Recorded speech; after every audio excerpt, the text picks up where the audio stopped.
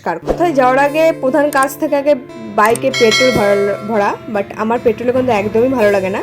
আর কিছুক্ষণের জন্য টাটা বালুরঘাট আর প্রতিরামের উপর দিয়ে আজকের যাওয়ার গন্তব্যটা ছিল। তো যেহেতু সোমবার, আজকে প্রতিরামের সৌন্দর্যটা অন্যরকম ছিল, সবাই বাবার মন্দিরে জল ঢালার জন্য ব্যস্ততা সকাল। তো এখন আমরা যেই জায়গায় আসা সেই জায়গায় চলেছি, রেডি হয়ে বেরিয়েও পড়েছি। মাঝখানে ব্লগ একদমই করতে পারিনি, কারণ তাড়াহুড়োর মধ্যে আমি এমনিতেই লেট করে ফেলেছিলাম, কারণ বাইরে বৃষ্টির ওয়েদার ছিল, লেট হয়ে গেছে আসতে। তো গাড়িতে একটু সবাই মিলে গান বাজনা চলছিল, তো সবাই মিলে ডান্স করছিলাম।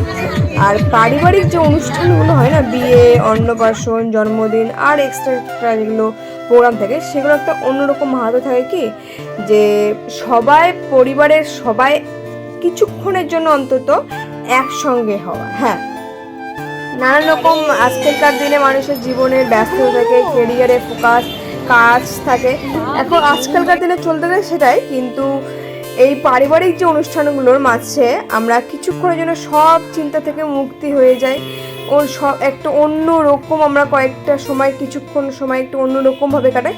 সত্যি ওই মুহূর্তগুলোই থাকে সব থেকে সুন্দর মুহূর্ত।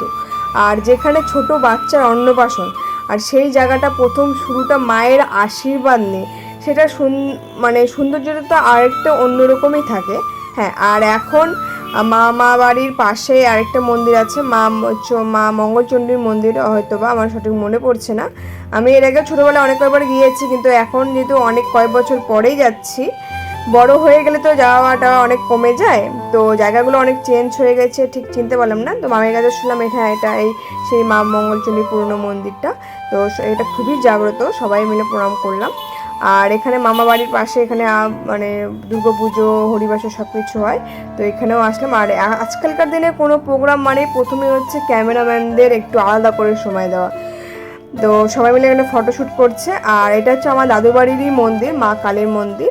তো এখানে প্রণাম করে নিল বাচ্চাটাকে। আর সত্যি সব কিছুর একটা শুরুটা মাদের মা কালী বলো, যেহেতু আমাদের যেগুলো ভগবান দেবদেবী রয়েছে, তাদের আশীর্বাদ নিয়ে শুরু করাটা একটু অন্যরকমই থাকে। আর সর্বশেষে সবাই একটু নাচ গান করছে।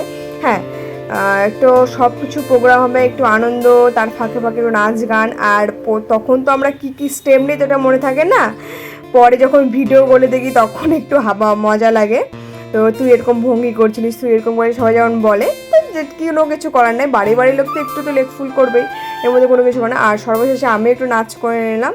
এটা আমার মাসি হয় সম্পর্কে, আমরা হ্যাঁ সেম বয়সে, কিন্তু আমরা বান্ধবীর মতো ছিলাম, বেস্ট ফ্রেন্ডের মতো ছিলাম। ওর কথা সব কিছু A to Z জানতাম।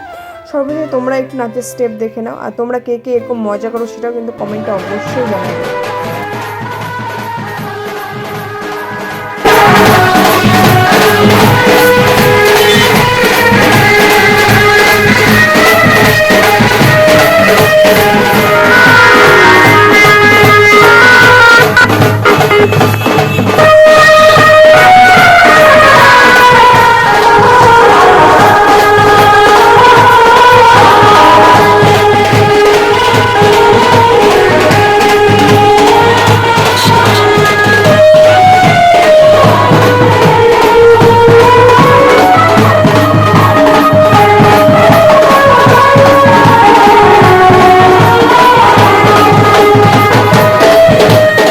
শেষ, সবাই বাড়িতে ঢুকে গেছে, এখন আমিও বাড়িতে ঢুকবো, অনেক টায়ার্ড হয়ে গেছি।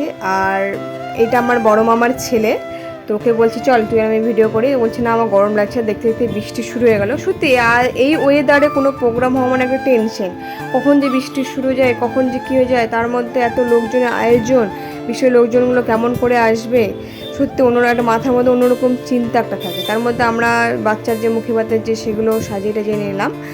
আর আমাদের বাঙালির মধ্যে প্রথম নিয়ম থাকে যে মামা প্রথম ভাগ্নি যেই হোক না কেন, তার মুখে ভাতটা প্রথম মামাই খাইয়ে দেবে।